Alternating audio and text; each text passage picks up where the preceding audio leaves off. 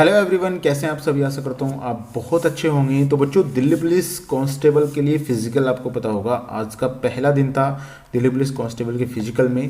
तो entry time क्या रहा आपका, किस तरीके से आपका फिजिकल रहा, कौन कौन से ग्राउंड में आपको क्या क्या चीज़ देखने को मिली और कितने बच्चे पास हुए, कितने बच्चे फेल हुए, सारी परसेंटेज के बारे में यहाँ पे बात करेंगे। और क्या क्या चीज़ रहने वाली है, कितने बच्चों को कैसे दौड़ाया जा रहा है, यहाँ पे टोटल बात करने वाला हूँ। डॉक्यूमेंट्स वेरिफिकेशन कब हो रहा है, इसमें टोटल बात आपको बताऊंगा, जिससे कि अगर आपका फिजिकल कल है या उसके बाद है तो आप इन चीज़ों को समझकर अच्छे से तरीके से फिजिकल के लिए जा सकते हैं। क्योंकि बहुत सारे बच्चे इसमें कन्फ्यूजन में आ जाते हैं। तो सारी बातें यहाँ पे करने वाला हूँ। वीडियो आपके लिए बहुत ही इन्फॉर्मेटिव होने वाली है बच्चों, तो प्लीज़ वीडियो को पूरा जरूर देखिएगा। देखिए बच्चों, सबसे पहले बात करता हूँ मैं एंट्री टाइम। सबसे ज़्यादा कन्फ्यूजन बच्चों को होता है एंट्री टाइम में। तो एंट्री टाइम आपको बता दूं, मैं अगर वजीराबाद की बात करता हूँ मैं, तो आपका 8:30 बजे आपकी एंट्री जो है यहाँ पे 8:30 तक एंट्री हो जाएगी आपकी। और जड़ोदा कला की अगर मैं बात करता हूँ तो 8:15 पर यहाँ पे इसकी एंट्री है। तो आप कोशिश करिए कि इस टाइम तक आप पहुंच जाएं, क्योंकि अगर इसके बाद आप जाओगे तो हो सकता है आपकी एंट्री ना हो। तो 8:30 तक आप एंट्री कर लीजिएगा। यहाँ पे जड़ोदा कला वाले अगर वहाँ पे जा रहे हैं तो 8:15 पे वहाँ पे एंट्री आपकी है। एंट्री के लिए बहुत सारे बच्चों को दिक्कत है कि क्या क्या लेकर जाना है सर। तो आपको बता दूं, एंट्री जब आपकी होगी तो आपको एडमिट कार्ड चाहिएगा। एडमिट कार्ड आपके पास होना जरूरी है। एडमिट कार्ड अगर आपके पास नहीं है तो आपकी एंट्री नहीं होगी बच्चों। बात करता हूँ, एक आईडी प्रूफ आपके पास चाहिए। बिना आईडी के आपको एंट्री नहीं दी जाएगी। आपके पास आईडी में आधार कार्ड हो सकता है, पैन कार्ड हो सकता है, वोटर आईडी कार्ड हो सकता है, आपका ड्राइविंग लाइसेंस आपका है वो हो सकता है। तो एक आईडी आपको वहाँ पे लेकर जानी ही जानी है, तभी आपकी एंट्री होगी। बहुत सारे बच्चे बता रहे थे कि सर एक फ़ोटो भी मांग रहे थे, तो आपको एक फ़ोटो भी लेके जाना है। हालांकि कंपलसरी नहीं होना चाहिए, लेकिन अगर है तो आपको ले जाना चाहिए। एक फ़ोटो भी आपको लेके जाना है, क्योंकि अगर आप सेंटर पर जाते हैं और आपको कोई प्रॉब्लम होती है वहाँ पर तो आप थोड़ा डिस्टर्ब हो जाओगे। तो मैं नहीं चाहता आप डिस्टर्ब हों, तो आपको एक फ़ोटो भी वहाँ से लेकर जाना है बच्चों। तो ये एंट्री टाइम आपका हो चुका है। अब बात करते हैं कैसे बच्चों को दौड़ाया जा रहा है, यानी रनिंग उनकी कैसे हो रही है। तो बच्चों देखिए, ये ट्रैक है, यहाँ पे मैंने ट्रैक बनाया है। इस ट्रैक है यानी इसके जो है 4 चक्कर आपको लगाने होंगे। बहुत सारे बच्चों को यही कन्फ्यूजन है सर, कितने चक्कर भागना है, कैसे भागना है, सारी बातें इसमें करने वाला हूँ। तो यहाँ से ये एंट्री टॉय आपका एंट्री है। तो यहाँ से अगर आप यहाँ पे आपको ये वाली चीज़ें यहाँ से आप टर्न आउट हो जाएंगे। जैसे ही रनिंग के लिए यहाँ पे गो कहा जाएगा तो आप इस तरीके से 4 चक्कर यानी 3 चक्कर पूरे करके चौथे चक्कर पे जब यहाँ आएंगे तो आपकी रेस पूर्ण मानी जाएगी। जिन बच्चों ने बीच में रुक जाते हैं या वो चक्कर भूल जाते हैं या वो 3 चक्कर पे रुक जाते हैं, ये सोचते हैं हमारे 4 चक्कर हो गए हैं, तो वो बिल्कुल ही फेल हो जाएंगे। अब बच्चे कैसे दौड़ाए जा रहे हैं बच्चों, देखिए पहला बैच है, ये मान सकता हूँ इसे फर्स्ट बैच मान सकते हैं आप, और ये सेकंड बैच हो गया आपका, ये थर्ड बैच हो गया। इस तरीके से आप बैच मान सकते हैं। अगर यहाँ पे एक बच्चे से लेकर 60 बच्चे यानी टोटल बताया जा रहा है, यहाँ पे 80 बच्चे जो है भगाए जा रहे हैं, लेकिन किसी बैच में 60 भी हो रहे हैं, किसी बैच में आपके 50 भी रहे हैं, जैसे बैच हो रहा है। मुझे एक चीज़ सबसे अच्छी लगी यहाँ, अगर पहले बैच में दौड़ने में बच्चे को प्रॉब्लम है तो वो लास्ट बैच में भी दौड़ सकता है, सेकंड बैच में भी दौड़ सकता है। अगर उसको अनकंफर्टेबल फील हो रहा है तो वो सेकंड बैच में दौड़ सकता है। मुझे सबसे अच्छी बात बच्चों यहाँ पे ये लगी है कि वो सेकंड बैच में दौड़ सकता है। तो इसी प्रकार से बच्चे दौड़ाए जा रहे हैं। यहाँ पे 161 से आपके यहाँ पे रोल नंबर वाइज बच्चे जो है लगभग 50 या 80 बच्चे यहाँ पे उठाए जा रहे हैं। और उसी तरीके से अगर किसी बच्चे को प्रॉब्लम है तो वो सेकंड बैच में दौड़ सकता है। ये वाली चीज़ उन्होंने जो है बहुत ही अच्छी लगी मुझे। तो यहाँ पे इस तरीके से दौड़ा रहे हैं। अब बच्चों का बहुत ज़्यादा बच्चों का सवाल है कि चिप जो है लगाई जा रही है। बच्चों देखिए, चिप लगाई जा रही है आपके पैर में। चिप लगाने से ये आपका जो है ये मान सकते हो आप, क्योंकि चिप अगर आपके पैर में लगी है तो आपकी वो काउंट कर रही है कि कितने आप दौड़े, 1600 मीटर आपकी रेस पूरी हुई है या नहीं हुई है। अब चिप के क्या नुकसान हो सकते हैं, देखिए बच्चों, चिप के नुकसान ये हैं कि जब आप एंट्री वहाँ पे करते हैं और दौड़ना शुरू करते हैं तो आपको कोई भी नहीं बताएगा, ना ही कोई रास्ता उठाएगा। पहले क्या होता था, वहाँ पे रास्ता होता था, तो जैसे ही रास्ते के पास पुलिस वाला पहुँचता था या वो आपका जो फिजिकल करा रहा है वहाँ पे पहुँचता था तो आपको पता चल जाता था कि हम टाइम जो है पूरा होने वाला है। तो बच्चा बहुत तेज़ी के साथ वहाँ से अपने जो है एंट्री कर जाता था।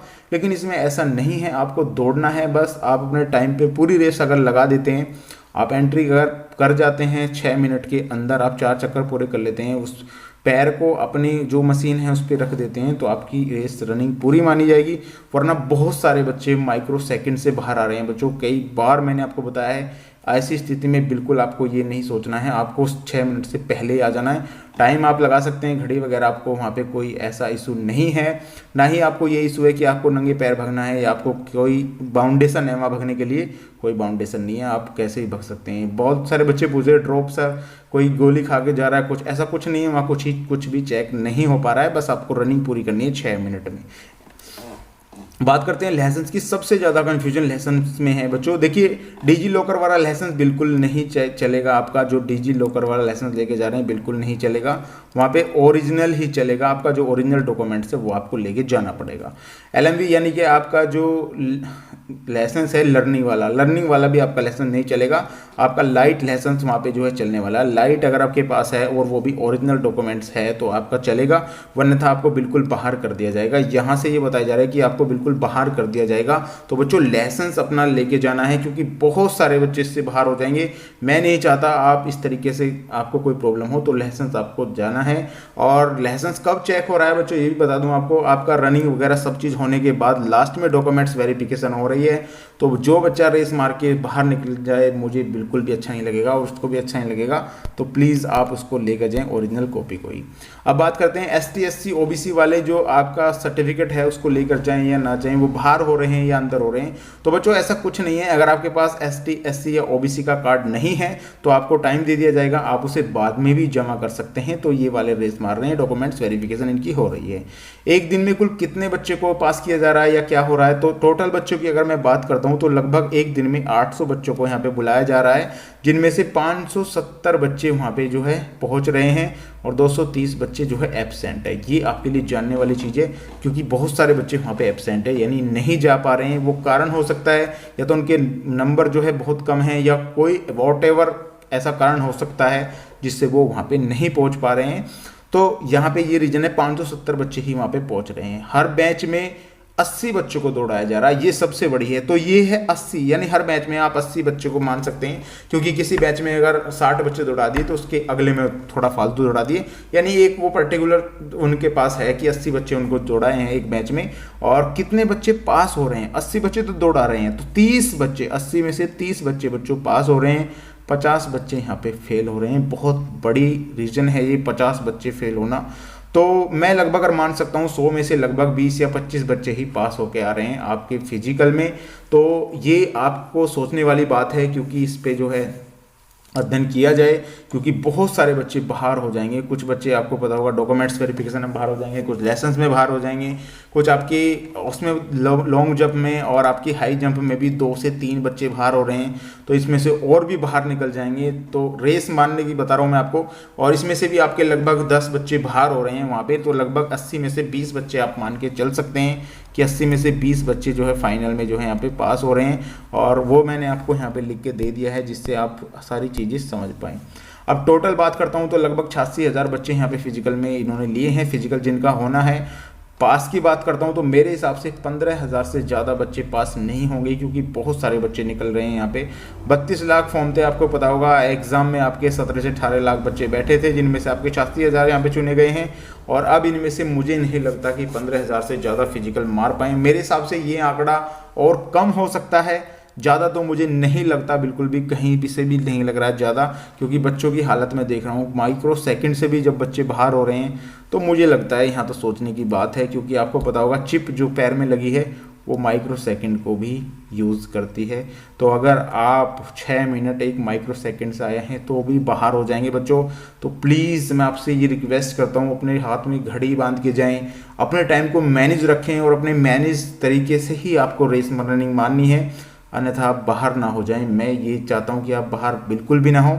आप जो भी आपको सूटेबल लगे अपनी रनिंग के लिए वो आप कर सकते हैं, जैसे आप दौड़ते हैं। तो रनिंग वैसे ज़्यादा हार्ड नहीं है, लेकिन बच्चों के लिए ये चिप वाला सिस्टम है जो इसने हार्ड कर दिया है बच्चों, क्योंकि ये चिप जो है आपका, अगर आप 1 पॉइंट माइक्रो सेकेंड भी गलत आए तो बच्चों बाहर हो जाओगे। तो मैं नहीं चाहता आप बाहर हो जाए, इसकी बहुत ज़्यादा नुकसान है। तो बच्चों ये थी आज की हमारी वीडियो। अगर वीडियो आपको पसंद आई हो तो प्लीज़ वीडियो को लाइक करके चैनल को सब्सक्राइब कर लीजिएगा, क्योंकि ऐसी ही वीडियो मैं आपके लिए लेकर आता रहूँगा। तो मिलते हैं बच्चों नेक्स्ट वीडियो में, तब तक के लिए गुड बाय।